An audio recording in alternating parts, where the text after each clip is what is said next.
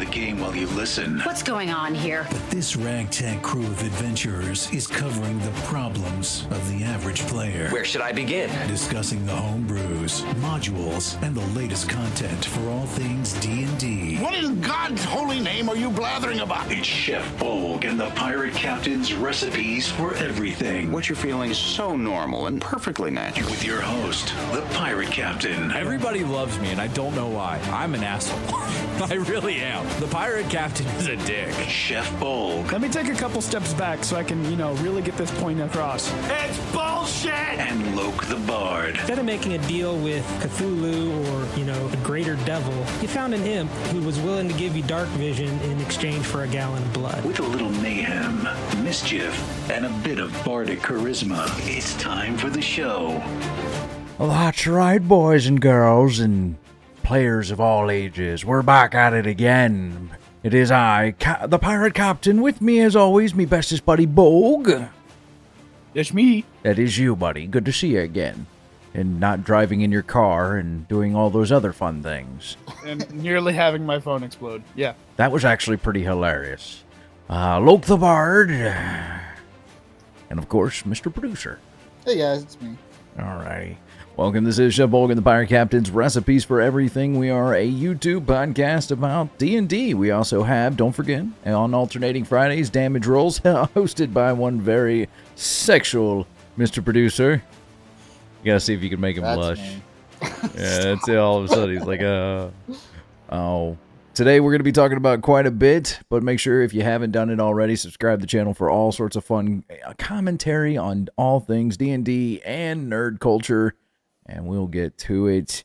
I got to tell you, we were talking about this before the air, so I want to start with this one. The Fireside Chat that D&D released, and they've revealed a little bit more what's out in the book. And I got to tell you, it's like the most cringe thing I've ever watched in my life. Ooh, that is a weird thing. Let's see if I can't pull it up real quick. Yep, there it is. And this Fireside Chat has announced it is the first of what will be many new videos about the new Player's Handbook. I gotta tell you, like, watching this one was really bad. Yeah, I wonder if that's going to have a worse effect than they're expecting it to. If they could, I don't know. Mixed reviews have seemed mixed from what they've shared so far. So watching this interview was really bad in the fact, like, there's no chemistry between him. Like, we got what did we say that dude's name was? My Solo Size guy? Obviously, we have Jeremy Crawford. Chris Perkins. Chris Perkins. Like, Chris Perkins is sitting there, and he's just nodding along. And every time he got to say something, Jeremy was like, yeah, that's right, isn't it? Right, bud? That's right. Like, it's almost like if you say anything different from what I've told you to say, you're fired. Which is kind of, the thing. We'll get into what they said about being fired later. But I got to tell you, there were some high points in the video. First off, the high point coming around like 10 minutes and 13 seconds. That's like the first high point. I watched this whole video, and about like in this area, they start talking about they're no longer doing the brawler. Because, and like Loke was saying, is because it didn't test well. And instead of going back and fixing why it didn't test well, they're like, well, we're going to get rid of it and bring in the psionic warrior. And I'm tired of psionics, mainly because there are very few things in this world that are either immune to resistance to psionics. It's like the complete, like, just clear damage output. So, first off, can we fix that? Can we get stuff that's, like, not immune to every other thing but psionics?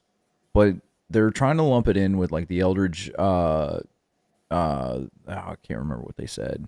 There's, like, two other subclasses that they're adding into this version of this D&D handbook. The Champion, the Battlemaster, the Eldritch Knight, and the Psionic Warrior will be the Psionic Warrior. But no, I'm talking about there's two other subclasses from other ones that are going to be doing psionics as well. Oh, the Soul Knife was the Psionic Rogue, and the I'm sorry, there's both. They both have the Eldritch Knight and the Psionic Fighter. Yes. Yeah. So half of the fighter subtypes are magic classes. Is that correct? Yes. Wow. Yep. Okay. That puts things in perspective. At least 3 of the 12 classes will have a psionic variant. Yeah. Yeah. Because the soul knife has now been announced that from Tasha's, they're going to port that into the player's Is that a handbook. psionic paladin? No, that's the rogue. That's the rogue. Oh, the rogue. Yeah. Sorry. Look, and some of them I get it. There's some really cool class fantasy that goes on with it, but I don't know. Like that's the one thing you go into 5e knowing is that all these different enemies that you'll fight, the one thing that most of them are not immune to or not resistant to is psionic damage. And so you get a lot of people that are trying to do that psychic damage so that way they don't get resisted. And I think that's kind of their mindset behind here, which tells me that they're not really addressing, I don't know, an issue that I think should, it's an issue that I haven't talked about, but I think it's an issue that does need to be talked about. Do you know why everybody wants psionics? Sure. Tell me. Because it's broken. When Okay. it first came out, everybody played psionics because it's broken. They want to win at D&D. So the reason they didn't put it in there after that was because it's broken. It's not balanced. I'm wondering how they're going to balance this to make it viable. Oh, don't worry. They've already balanced it for you, bud. They're working on it. Because that'll actually get me into my second point in this video. It gets about to 11:50. I don't want to play the video because he's all right. He's not a bad interviewer. It's these two that are super annoying. Because Jeremy Crawford, like he's not, it doesn't sound like he's a bad dude to interview. He's very excited about his product, which is really cool. Okay, that gets me excited if you're excited about it. But every time he looks at Perkins over here, we're going to just call him Jenkins because it's more like, all right, Jenkins, do what I tell you. And every time he looks at him, he goes, say it. Say what I told you to say. I just get that vibe from him. But over at it's about 11:50 is when they start talking about protecting the player and stuff like that and making sure that their choices matter and that they're going to be working on keeping the balance between everything, between how people are going to start multi-classing, because you already know people are coming in to break this game. Like, that's the modern player in anything right now, whether it's TTRPGs, whether you're playing MMOs, whether you're playing any game. It's, how can I break this? How can I figure out the most optimal, try to get to the most damage or the most of this, or what kind of a crazy, insane stunt? I blame the internet, which is not a bad thing. It's still kind of fun. I'm curious. I just want to clarify. Are you for or against people trying to find the best optimized path for a game? So if it's the four of us playing a game together, I would rather us play the game without trying to optimize and kind of see what kind of crazy shenanigans we get into. But I don't mind watching knowing you're a World of Warcraft, isn't that what World of Warcraft is? Yeah, exactly. Exactly. That's what I'm saying. Like if all four of us are playing Baldur's Gate together, all right, I would rather us play and see what kind of like weird combos we can come up with just for funsies. Like that to me is entertaining versus playing. If I'm playing World of Warcraft, I'm really competing with myself. I'm not against optimization if you want to optimize. If you know. And it depends on your table too. Like it does. If all four people have optimized to the same level, where nobody's outdoing everybody on the table so dramatically. You're not Superman and three regular people. Mm-hmm. If it's four Superman, okay, that's one thing.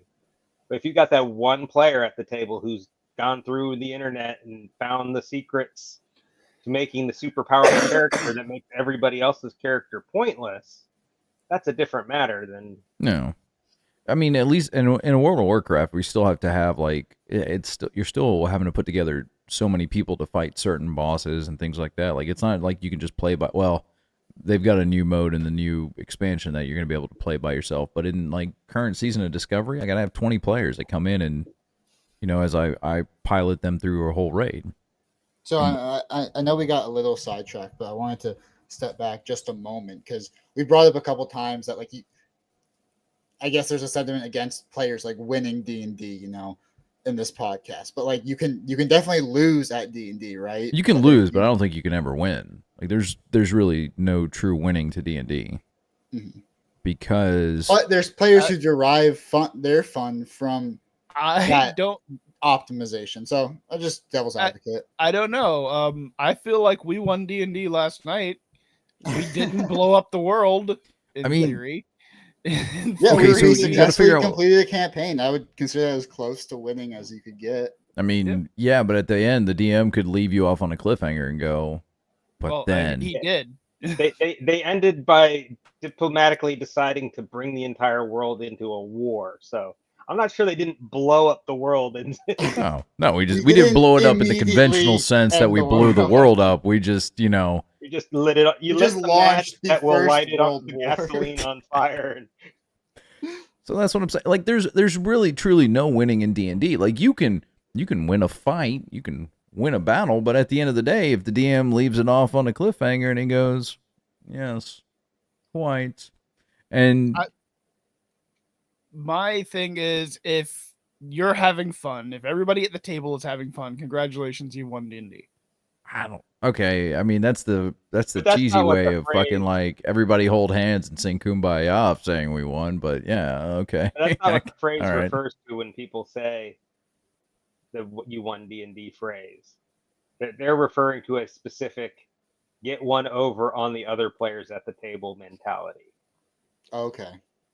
Yeah.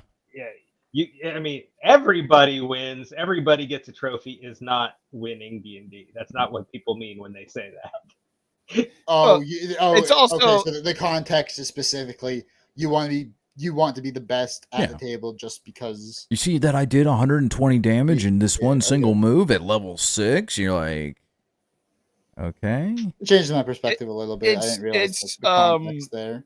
It's also when players come up with a creative solution to a problem. That's winning D&D. I would say, yeah, okay. Like, that's less kumbaya than your other version That's of it. I kept telling you, like, when everybody finishes the boss, high fives all around, go team us. Like, Also, when the DM screws up, that's winning D&D. Like with the one breaking your DM. He sent undead beholders after us, and they just got smashed by the ship instead of us having to fight them because he didn't plan out the encounter very well. Yeah, I didn't calculate flight speed. They were flying at How dare you not calculate flight speed? Yeah, Come on. They were flying on a ship moving 120 feet per round, and undead beholders or beholder zombies can only move at 20 feet per round. And so they basically rammed them with the ship. We in Loke's game adhere to a non-Euclidean reality. Yeah, Okay. So your triangle a squared plus b squared does not necessarily equal c squared. I don't want to do the math to figure out the diagonal. That's why you become God and you decide that C square is whatever you want it to be. Exactly. That's being the DM. The shortest side of the triangle is the distance, how far away you are. But yeah, like to bring it back outside of it, like if I was to say winning in D&D, because to me there's really truly no winning. It's just okay, and I don't want to be that like having fun is its own adventure and winning is great. Shoot me now. I think that if you I like Bolgg's answer. Like if you're coming up with different ways of solving the problem, like there's many ways to open a door.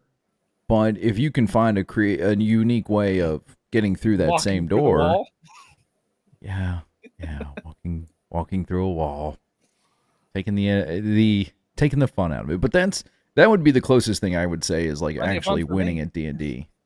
Yeah, I don't know.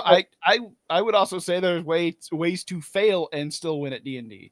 Like my dad, Nigglewart, last night failed so hard. He possibly could have died, but it was winning at D&D because it made everybody at the table laugh. Yeah, I mean, everybody was going to laugh at everybody. Nigglewart anyway, so it doesn't really matter. I know And you were but sad. that goes back to what I was saying before: is the context that we use that phrase "win" in the negative, the winning D&D, does not include those positive aspects where you actually are having fun, doing D&D right. And having a good time. That I don't think those things fall under the umbrella of the negative term winning at D&D. Gotcha. But that could just be me.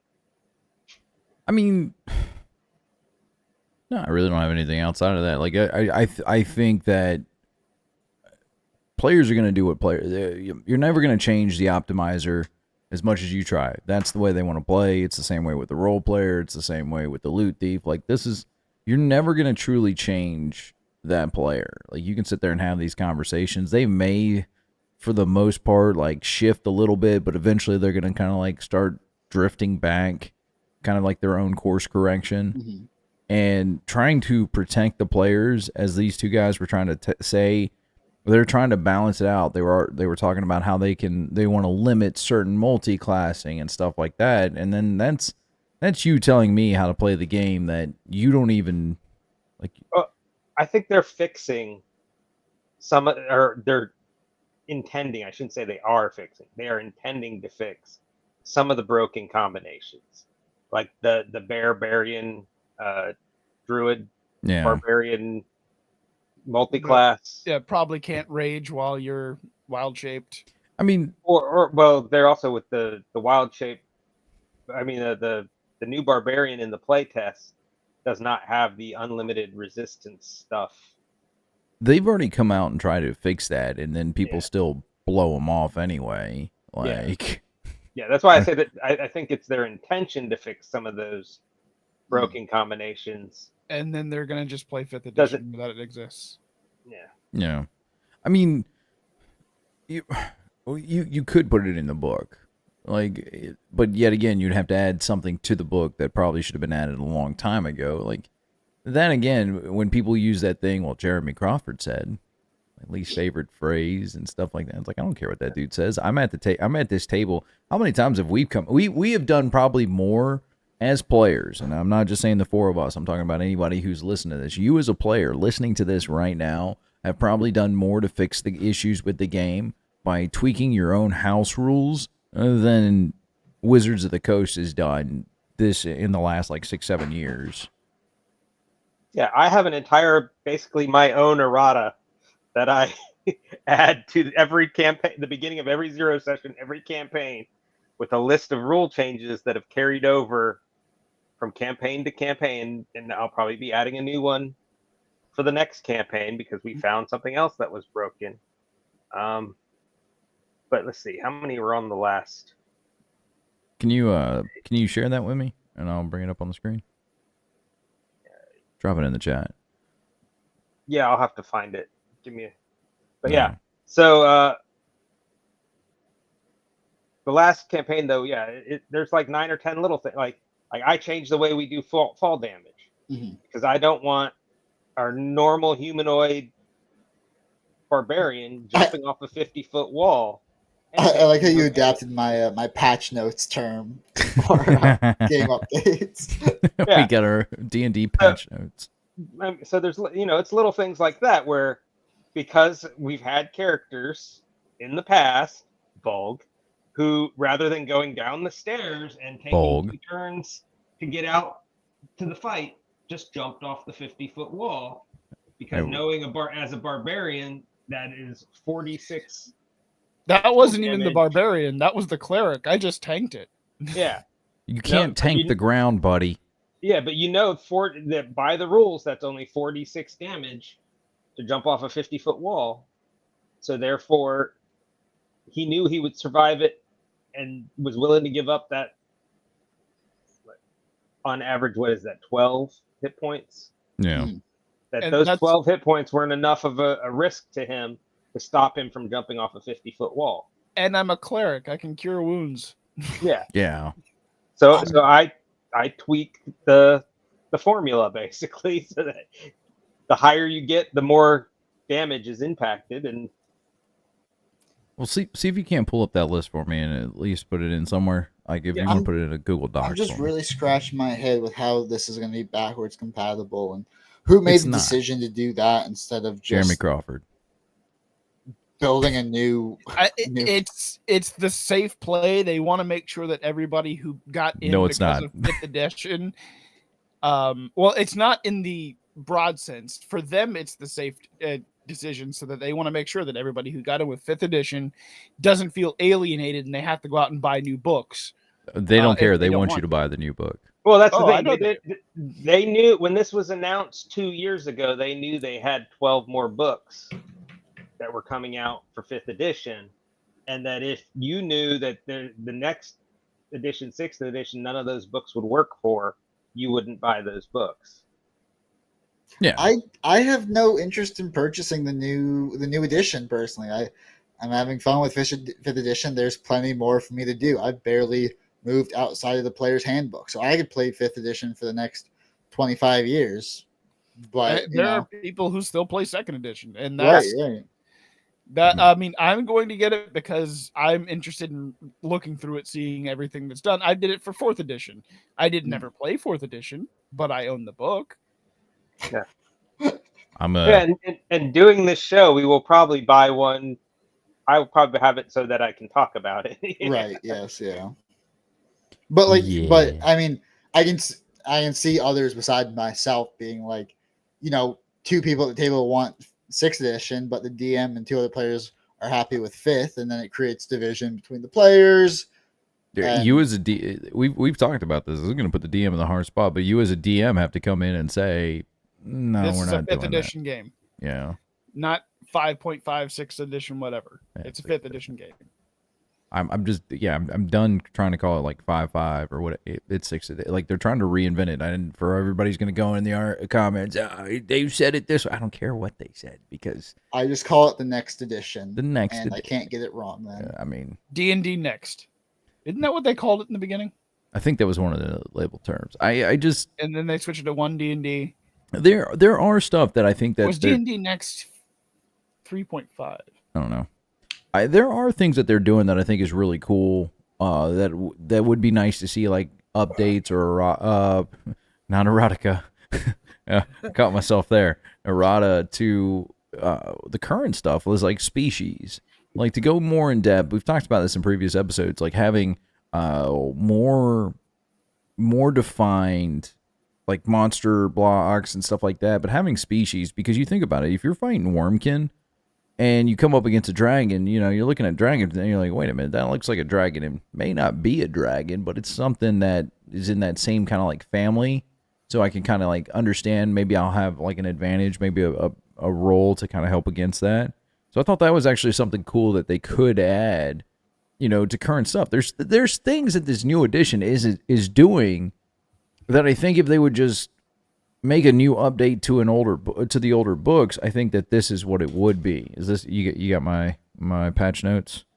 Yeah, this is the one, actually the campaign before this last one, because I had an easy PDF. Oh, you're cool. Accessible that I could send over to you. And you'll have to scroll down. The patch notes are after the setting description.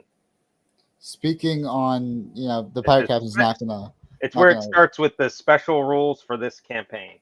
Oh, got it right there. Go for it, Mr. Producer, while I'm pulling this out. I said pirate captain's not going to, appreciate this statement, but speaking for Gen Z, no one cares. I don't think my generation has the attention span for a more advanced version of D&D.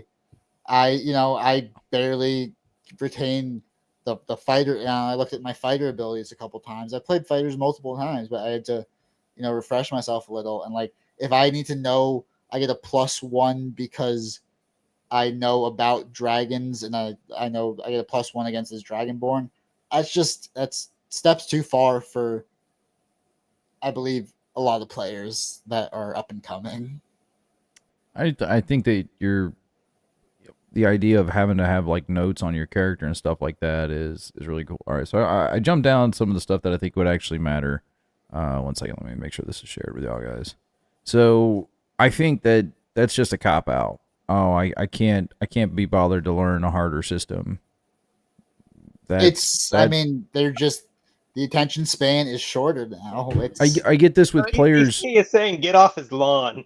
I get this with players in World of Warcraft that I'm raid leading in the season of Discovery, and I got players that they wait for me to tell them literally everything they need to do to like hold their hand. And this isn't even just there. This is actually even in the army and stuff like that, where They literally need me to hold their hand and go, okay, guys, let's do this, let's do that. And it's like, a lot of your current privates probably did not do the last 2 years of high school, which are, actually, a lot of them have college degrees. Oh, do they? Well, I mean, a lot of them are. They probably had those They were not in. Let me rephrase. They were not in. They were not physically in school for the last 2 years because of COVID events. You don't know how many people I have to play dad to in the Army and have to sit down and still hold them, teach them how to shave and do everything else. I get this. Trying to explain to players and stuff like that, like I have to hold their hands. Like I can teach you to play World of Warcraft better. That's easy. I understand the fundamentals of the game and can help you and build upon your skill and stuff like that. I do log reviews with players in my guild. I put it out. Hey, if you want to get better at your class, you want to get better. It's the same thing with D&D. If a player came to me and said, hey, I want to get better at something, tell me how. Well, what do you want to get better at? Well, I want to get better at role playing. Okay, well, let's sit here and let's role play a scenario. Oh, I want to get better at the combat system. Okay, well, what are you lacking? What are you having issues with? Well, I'm having an issue with what are my hit dice and all that. Okay, well, this is what it is. These are the things. Sitting there and saying, I just want the easy way out. You're doing more of a disservice to yourself than you are. I'm not saying it's the right thing. I'm speaking. I believe it might be a matter of fact. I don't get over yourself. Let's take a look at these. I'm sorry to be the curmudgeonly old man, but when I have to deal with a lot of people having to give me that same answer of because it happens in the Army and in World of Warcraft, and it's not even just actually Gen Z. I have people that are older than me that play this game, and they're like, I just want to be told what to think. And I'm like, what are you talking about? Well, then you've got also people like Felix who surprised the hell out of me because I'm going to be running a Fallout, the Fallout actual system, the 2D20 system, and he was interested to learn how to play it. Previously, he has said, I'm not interested in learning another system. I'll play D&D until I die. Because that's what he knows. He's not interested in learning. The elderly. No, it's not just Gen Z. Like, it really is. There's old people that just don't want to take time, and I get it. Change is scary, but we'll get back onto that. Hold on to that thought. I want you to put a pin in it. Put a little pin. I do want to come into this, and these are patch notes right here. Like, this is right. Like starting at the concentration rule. I've had this up on the screen for some time. The alternate to the concentration rule and damage concentration. It affects your different. It adds your skill modifiers, making that your skills are actually useful to you, which is really something that's awesome. And this was a reaction to people dump statting things that matter to, dump statting intelligence, but then you're a cleric who religion is an intelligence skill, and should I be offended? It was a reaction to that kind of play style for the optimizers, and it was a way to encourage them to actually take if you're building a cleric, your cleric should take the religion skill as a proficiency, and should have it as an important part of their build. So how many pages are these patch notes? Quite a bit. I was actually trying to find the flying rule and everything. Yeah, this may be before the flying rule because this was from the steampunk campaign. So there's some non-standard special rules because it was a steampunk setting. Well, so here's one extra ones in here.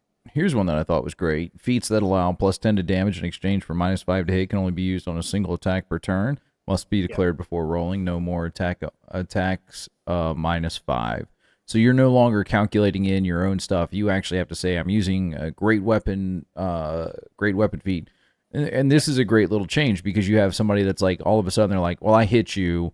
I was like, wait a minute, how are you doing like 36 damage as a level 2? Well, great weapon master. And you're like, well, hold on, you didn't declare that. And are you sure you hit? Well, I know that you got a 16, and I already have like plus 10 to hit and minus 5, so this and that. And you're like, well, and also the damage scaling when you have multi-attack and a bonus action offhand attack, and you have the Great Weapon Master where you're getting plus 10 on each of those attacks, and you say, well, I use Great Weapon Master minus 5 every single time. The just sheer amount of damage that one person is doing. Well, I ran. Sorry, go ahead. I was gonna say it's the Baldur's Gate 3. It's always toggled on. Yeah. Like, and I'm one of the people who'd used it every single time, and it ran my numbers up. Yeah, and I also have special crit rules, which when you start, if you're using a multiplier crit rather than just adding a single crit dice the way the book tells you to, if you're multiplying a plus 10 versus a d6, that's a big difference in multiplier. well, that could be a simple switch as well, is that the multiplier could only affect the dice, not the bonuses. Mm-hmm. So that's where I'm getting at, though, is like we've done more as players to kind of fix the systems, and like as a DM, I got to get take your headphones off real quick. Uh-oh. Take them off, all the way off. Don't try and cheese me out here. I got to give Loke credit for this one. All right, you can put them back on. Anyway, yeah, I mean this is what DM should be doing throughout their entire time, is like adding, especially if you have a long running table. To this though, I ran into this exact problem last night. I was playing a fighter last night, and I took great weapon the skill you for took it. The fighting style great weapon. I took the fighting style, but had I taken the feat for it, I didn't know that this only once per turn rule existed. So I would have been rolling the -5 plus 10, hence and then the declare. Yeah.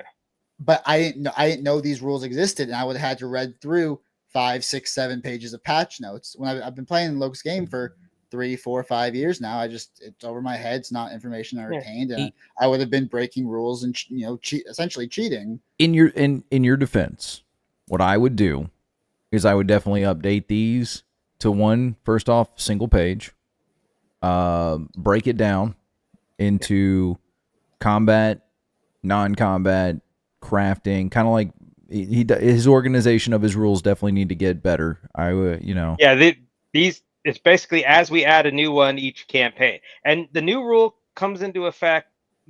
The current campaign, we don't add anything new. If I find something broken, I let them abuse it for the entirety of that campaign, and then we get a patch note in the next campaign, so that doesn't get abused again. Yeah.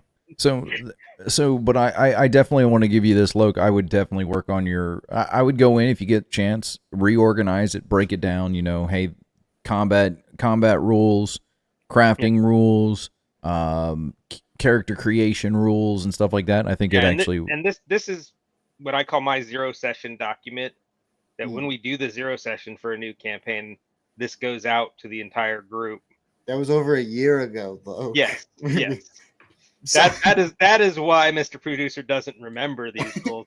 It's because this campaign that we actually decided to end a little early, but it was over a year and a half, I think. Something like that. We had a few breaks in between, but So I haven't looked at this document in over a year and a half. And this particular one was actually the campaign before this one, because that's the one I had posted online, so it was easy to pull for this, whereas I would have to go into my computer and actually find the one for this campaign, because I don't think I posted that one online. So yeah, it's just something like that. I don't always verbalize what I'm doing. I try to verbalize what I'm doing, but if I was like, okay, I'm just gonna roll, I would have taken the -5 twice, and then that either Loke would have had to have seen it, or I would have just kept doing it, and then it was just but it would be very apparent if you were doing 90 damage without a crit on a single turn as a regular fighter. Well, I mean, two attacks plus action surge is another 2 attacks. It's feasible. But So- yeah, I get what you're saying. So I would definitely, and here's what I would do is I write down, like, whenever I have a character and stuff like that, whether I'm playing a wizard, I have a whole different sheet for like spells. I actually like Wizards actually made the spell cards. Really fun little thing. I highly recommend those. Like I'm not out there advocate a whole lot of wizard stuff, but I love those cards. And helps me know what my prepared spells are. Everybody should be preparing spells. Who have to prepare spells. But yeah, you definitely want to just have what you can do written down, double check, and sometimes go back over your character and stuff like that. Because there are some times that even I'll be honest, I go through and I forget that I've got something, and I go back and I'm checking through the sheet. And I go, oh snaps, I've not been using this crossbow this entire time. I've been running in there full-heartedly thinking I'm just gonna waylay and beat the piss out of somebody with a sword or something, but going over your character and stuff like that and having things written down is a big part of the game. I know it was easier when we were at Game On, when it was still a thing, rest in peace, that we had the giant whiteboards that were, that we could write things down on. You know, we'd write our initiatives and stuff like that. Nothing saying that you can't go get you on like a little personal whiteboard and write down health, or character name, health, weapon, and maybe some items for combat. Write your feats down, write your abilities, or even just talking to a I'm pretty sure the three people you were speaking to here are all, app users. So we have all of that information right Well, clearly there. it's not working for you, Mr. Well, App I knew user. exactly what I did. I didn't know about this obscure rule change that was hidden in patch notes from over a year ago. Also, in Mr. Producer's defense, prior to last night, he was not playing a fighter. Yes, No. yes. So he didn't need to know. But he did a last session character change. Well, I made the character change before we ruled it was the last session. So, but yes, anyways, I was playing a fighter. I didn't, it was my first time playing a fighter in this. So, but the point stands. I just didn't know about this rule change, Yeah. but I do now. So,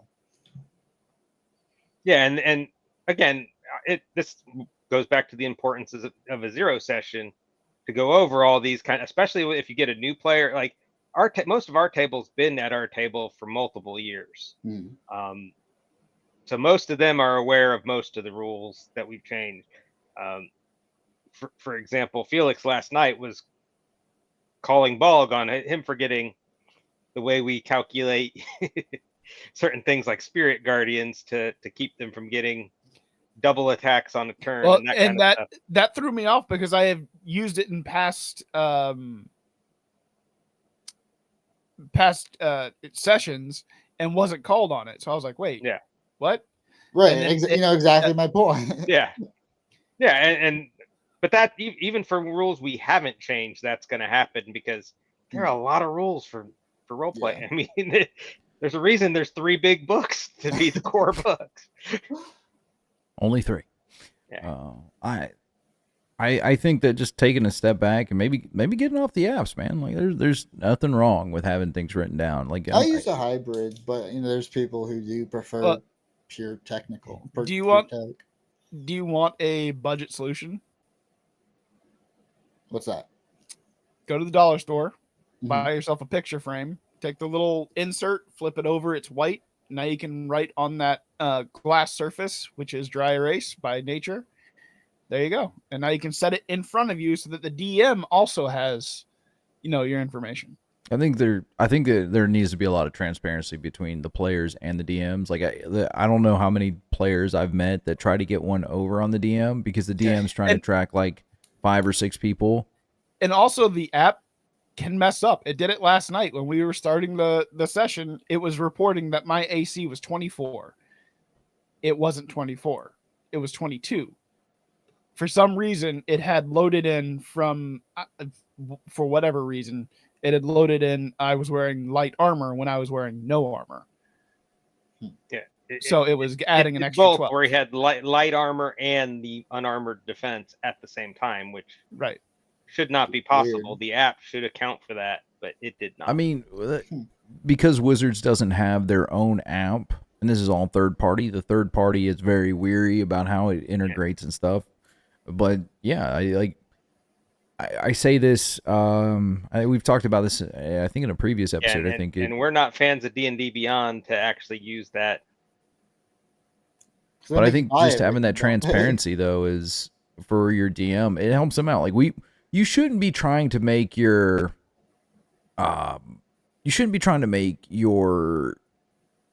your DM like his life a living hell, because all it's going to do is make the story and the playtime go like a little bit harder. You should actually try to at least ease it out. Like if you find a fun way of breaking something, you know, it's kind of fun to entertain it. But if you're coming in every session with a new way to like make your DM want to cry, like, bro, cool your jets. This is why it's hard to find DMs, because they're so worried about being broken by a player. Well, it's like what I was saying before we started. My idea for my character is changing because I guess everybody wants to play a rogue next campaign. I switched to being a barbarian. I'm going to be the original thought totem. From the barbarian. I know, right? Going back to my roots. But I'm playing the perfect totem barbarian, where I'm going to be an emerald dragonborn, which has a resistance to psychic damage and a psychic breath weapon, and then go bear totem. That's what my character will be. I don't care about damage output. I am the tank up front, taking all the damage. I just want to be the barbarian that picks flowers. And then you get mad when someone steps on your flowers. Steps on the flowers and just. I want to. They took away the brawler, and I think the barbarian would be a great rage brawler. And you step on my flowers, and I just like try and pound your like some kind of like Hulk smash attitude, just like. It's like when the original Avengers movie, when Loki comes into the tower and he's like, well, I'm a god. And he's like, well, we've got a Hulk. And Hulk is like throwing him around and everything. No, step on flowers. God.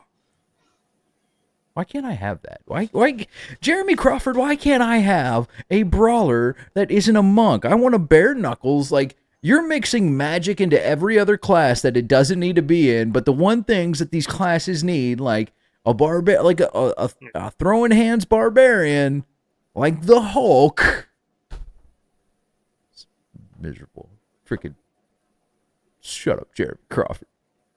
So to zoom way back out, we were talking about the fireside chat, and I'm done with talking about those goobers.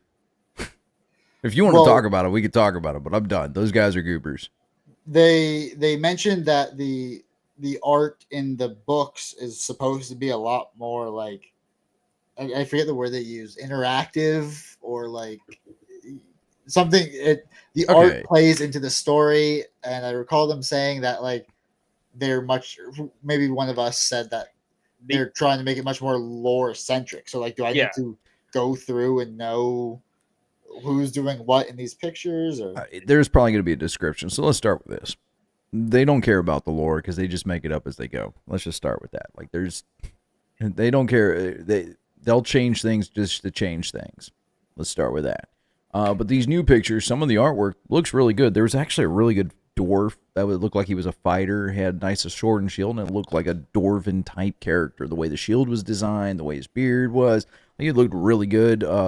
The one that they're trying to post with the video is this new wizard that's out there, and it looked really cool. It looked like some kind of time mage, which I was like, man, that would be a really cool class to have.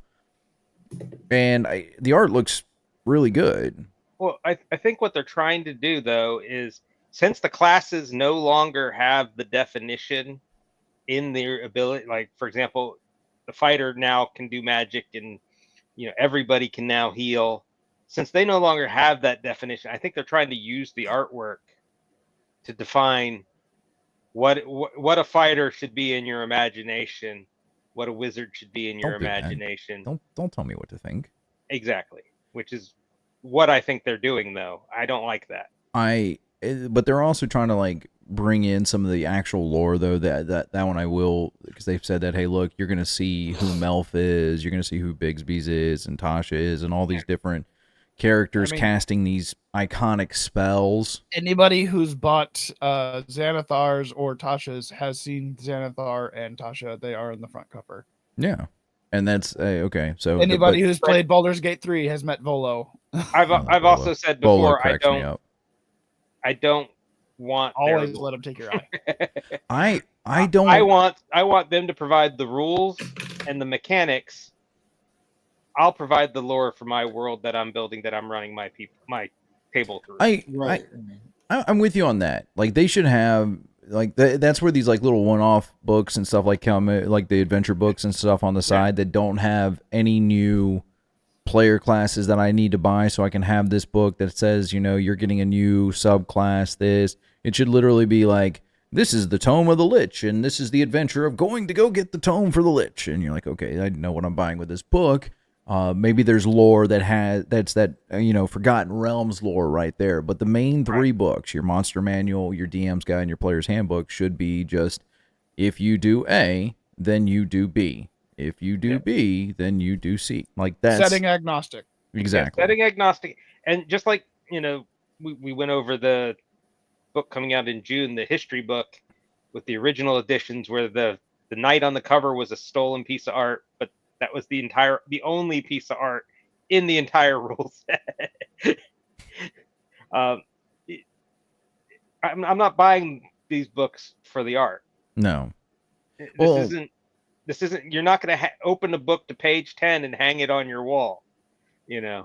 I think this gets more back to what Mr. Producer was trying to get us on topic about, is the AI and stuff like that. Like, this was separate of that. I was going to bring that up down a little later, but no, you can go into that if you'd like. I'll stay on it short because this is a couple months old story and stuff like that, and it's more along the lines of they're probably right now trying to like correct themselves, where they said, we're not going to do AI, we're going to fire our artist, because we talked about this, and then all of a sudden now they've got to really go out of they've really got to step it up with some of the artwork to say, hey, look, we know what we said, but you heard us wrong, and look, we've got all these artists. They're essentially trying to gaslight us. Like they've already had an AI controversy with Magic the Gathering.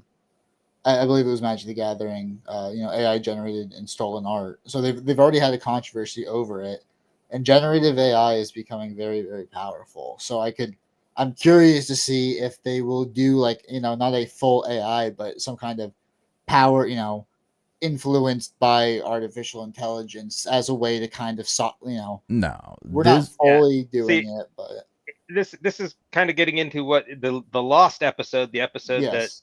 that Bolgg there were some audio didn't hit record on. So y'all have to go back. I recorded. It recorded me. It didn't record you guys. So yeah, but back then I confessed I will bow down to our AI overlords. I will sell out humanity to the AI. Yeah, of course you will. I don't. Maybe it's because I'm not an artist and I'm not trying to make a living as an artist. It's more. I don't see it. This is no worse than the self-checkout lanes in your grocery store. Except for people are stealing from those, and those are getting shut down for a reason. Yes. So yes, generative AI is technically stealing from those people. It's exactly. It's using. That's what I'm getting at. My argument was the context of the use, personal versus commercial. If you're using it for personal use, who gives a fuck? Nobody's gonna be like looking at your personal use and going, oh no, you're making money off that. No, I'm not. I'm just using it for my character art to give myself a visualization of what my character is. Mm-hmm. If you're using it for commercial use, like Wizards was trying to do, that's a problem. That's not paying artists who do this, and also you're stealing art. AI cannot build it from the ground up. You have to have a basis. Mm-hmm. So here, and I'll in this case of what they're trying to do now, where they were talking about all the changes they've made to art, a lot of it really boils down to, we made a goof. And I wouldn't even say a goof. We fucked up, and now we have to correct it, while at the same time telling you we were all. This isn't. I hate to use the word gaslighting because it's used 1,001 times over, and a lot of people don't even use it right. But this will be one of those things that they'll come out and say, "See, we we did all this art because we do care about our artists. Never mind that they fired a bunch of them, and then right after they fired a bunch of them, they had that AI controversy that's kind of come back to bite them in the ass, and that's what it is. So them trying to like put a focus in on this art is the same way it's a slap in the face in that video when they said, hey, when they asked him, when the interviewer asked him, it's like, well, are you and the crew happy about the release of this book? And it's like, Jeremy Crawford is like, yeah, everybody was around. We're all happy. It's like, really? Everybody that worked on this book is happy, including the several hundred people you fired? Those guys are happy? Like, come on, bro. There is so much turmoil around there. I know people aren't like legitimately happy. This isn't like a product that they're coming out with that I guarantee you, if you asked a bunch of them, closed doors, not some weird like, haha, got you moment. Like, hey, I'm going to take you into this dark room. We're going to sit here and have a little chat that's off the record. Nothing's going to happen. How do you feel about this? And I guarantee a lot of them be like, I don't care. Because if they cared, they would go back in and they would fix a lot of the issues instead of just wiping away the problems and slapping something else in its place, i.e., let's talk about how the brawler's missing, how some of the masteries are gone now, like things that players actually liked and said, wow, this is really cool, fix it. And they're like, yeah, we'll just get rid of it. And that's my rant on that one. Like they really jacked up with that one. And now it's more along the lines of they're trying to course correct and say that they were always a part of this, and they want you to know that they're with the player. They don't care about the player. We've proven that in many different forms that they don't care about the player. Well, one thing they did say in this Fireside Chat is, a lot of there's going to be a lot of things changed from what they released in the UA. So who are they play testing this stuff with? Is it just internal? It's what they want D&D to be. I guess if that's what they want to do, then that's what it'll be. Yeah. So we'll see when the final product. That's part of the reason. Like I said, we'll have to buy the book to see and go over it when it comes out, because we could wind up with something that is completely unrelated and looks nothing like what those play tests had been. Are they releasing anything more before? Supposedly not. Supposedly play testing for the player's handbook is done. Interesting. They're actually in the printing stage where they're test printing the book, even though it doesn't come out to September. I think September, which isn't that far away. So this is what I'm telling you. I think the solution to their playtesting was solved a few episodes ago when I said, hey, go to the cons, let the players that are actually paying to get into these cons and who would probably buy your book come out and enjoy this, because that's what players are going to want to do. Like, go to the people that buy your book, that are investing the money into you, because those are the ones that really want this stuff to succeed. Don't go ask just people on the internet, because I can get 1,001 bots that come in here and say that the Brawler is the worst class ever, and I don't ever want to see this in any book in any form whatsoever, and program it to do that if I wanted to. All right, this is why Twitter was a really bad pre-Elon Musk, however you feel about this. Before then, it was really bad. Bots were running rampant. Bots are still running rampant, but a lot of businesses would base their opinions off of what Twitter said, and you would have issues where it's like, first off, some of these are people that aren't even buying your stuff, and secondly, you don't know if it's a bot or not, so you're kind of like kowtowing to the whim of somebody instead of actually going in and talking to the actual people that play the game. That's what's going to matter. That's what's going to make this game succeed. And not everybody who plays the game is a good person. I'm going to be the first one to tell you that. Like, you're not going to be able to take everybody's at face value, but if you have a survey, you go, hey, we have these pre-gen characters with these abilities. I want you to take like 10, 15 minutes, figure out what you think you can do with them. Go play with this DM. He's got a nice little one-shot for you. When you get done, hand the survey back in. Here's a little Wizards of the Coast gift bag. When you do, and you look at those surveys and you see where things lined up. Okay, well, they like this, but they didn't like this, and this was a common consensus. Or this was really loved and this was really hated, so let's go back in, see if we can't tweak it. Maybe read some notes on it. Maybe they left a note that said, hey, we didn't like this seemed like it was a fun ability. It just didn't perform to my expectations. Can we change this? And then you tweak it from there versus here's a 2-hour long survey that you got to sit in here and write in every little detail. By the first 10 minutes, I mean, I take surveys for free tickets to hockey, and I'm honest with them because it's a hockey arena that's not too far from me, and I really like the Columbus Blue Jackets Stadium, Nationwide Arena. But I get about 3 minutes into that crap, and I'm already done. So, and that's free hockey tickets. Yeah. No, I mean, I think that'd be the smart thing to do, but we can sit here and theory craft Hasbro all day long. We're gonna get in the end. We're gonna get what we get, and we can only hope they took real players' feedback into consideration. Hopefully, whoever they get after the resignation. Yeah, it was right. She resigned. Yeah, whoever they get will be more in line with what players actually want, and not what Hopefully, it's not another a loud minority wants. So hopefully, it's not another Microsoft executive who wants to push everything to digital. I want your guys' unfiltered opinions. Do you think Cynthia Williams' reign as she was president of WotC, right? Yeah. What did she have a good reign as president of WotC?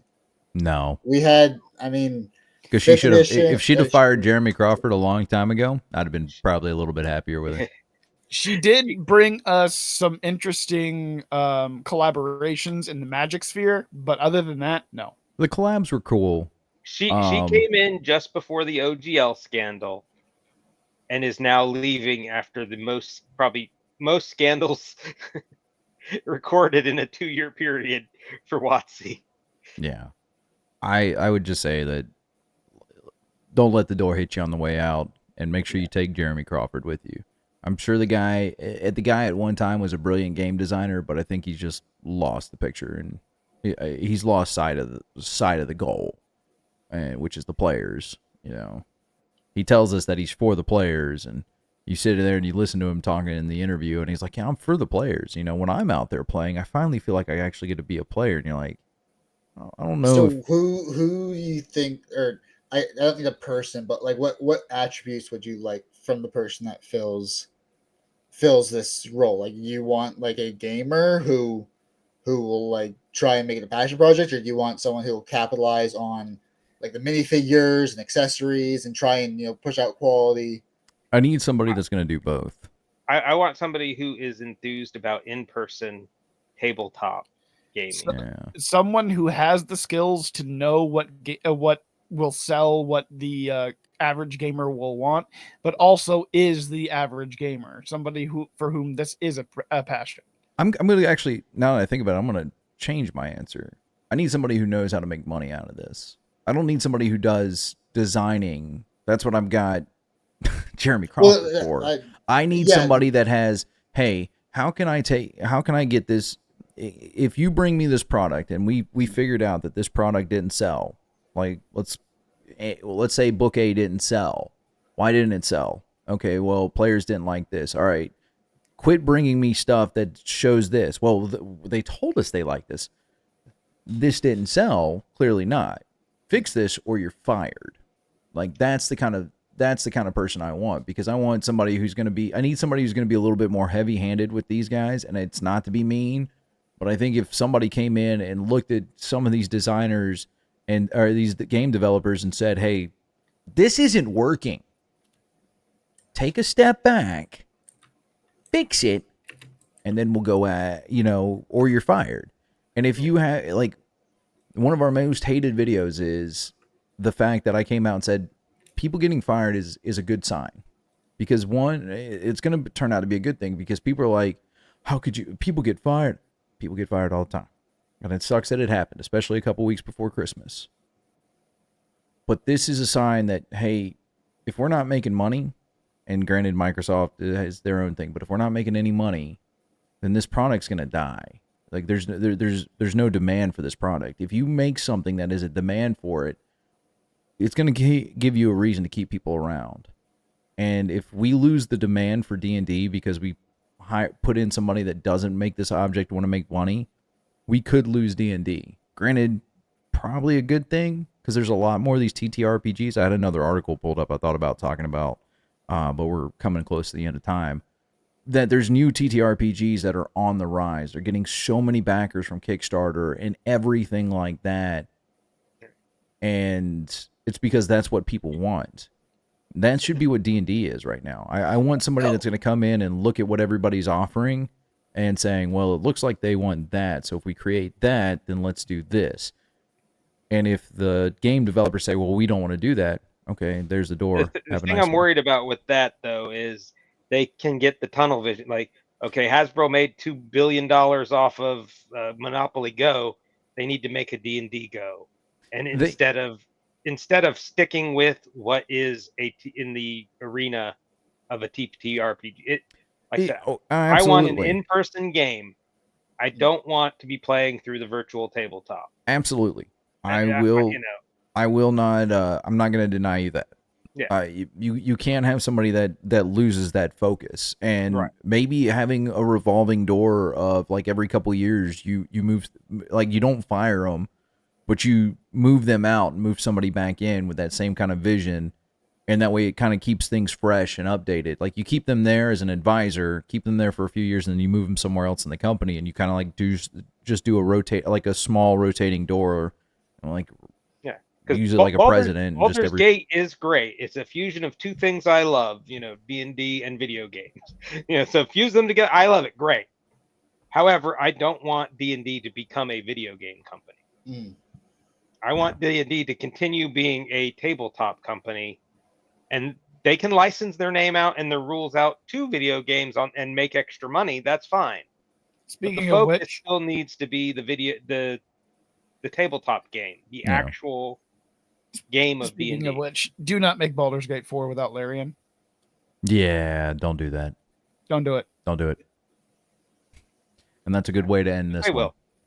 No, you won't. They will. Badly, but they will. They will. It'll be like Dark Alliance again, and this is not what we want. All right. Well, that being said, that's a great way to end this episode. Appreciate everybody who's hung out with us. Make sure you like and subscribe to the channel. Drop a comment whether you agree with any of us, disagree with us. We love hearing from you. We do try to stay up to date. Don't forget to catch damage rolls every other Friday. You can always catch a Recipes for Everything every other Saturday. As always, with me say goodbye, Bolgg. Goodbye, Bolgg. Say goodbye, Luke. See ya. Say goodbye, Mr. Producer. There you guys. As always, happy adventures. Yarr. You've been listening to Chef Bolgg and the Pirate Captain's Recipes for Everything, featuring Loke the Bard. Like, follow, subscribe, and share this podcast. You can also find them on Facebook, Twitter, and YouTube. Just search for Chef Bolgg and the Pirate Captain's Recipes for Everything. Questions, comments, and mutiny requests can be sent to bolgandpc@gmail.com. And as always, happy adventures.